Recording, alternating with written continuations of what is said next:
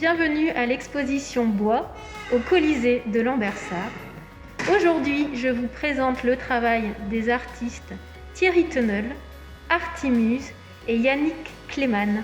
C'est parti!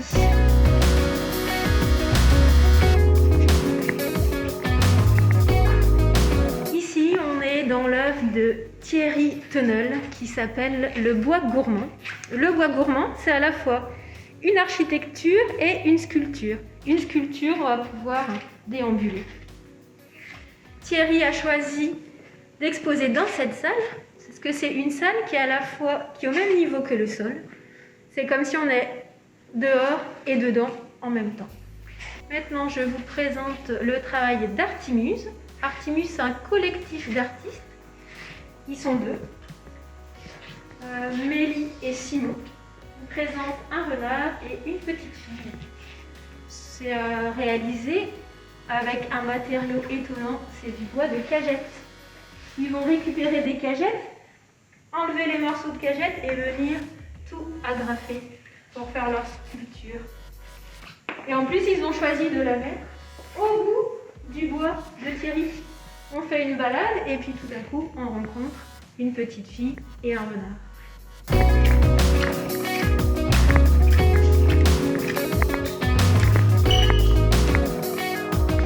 On retrouve le collectif Artimuse, cette fois avec une tête et une main. C'est les sculptures les plus petites qu'ils peuvent faire avec leur cagette. Et du coup, là, c'est plutôt avec des petits points de colle pour tenir tous leurs lamelles ensemble. Ici, on se trouve devant l'œuvre qui s'appelle Conciliation. C'est une main très grande dans laquelle il y a un arbre qui vient pousser. Cette œuvre, ils l'ont réalisée sur place pendant à peu près 2 semaines au mois de juillet. Alors, c'est une œuvre qui est vraiment conçue en fonction de la taille de la salle. Et ils avaient choisi de la mettre exactement à cet endroit-là pour qu'on puisse voir de l'extérieur et de l'intérieur le jardin, qui a un dialogue entre les deux. Je vous présente les dessins de Yannick Cléman. Alors, Yannick Cléman, ce sont des dessins d'arbres totalement imaginaires. Alors, il peut prendre des photos d'arbres qu'il aime bien, mais il va prendre une toute petite partie et puis lui, il va inventer la suite.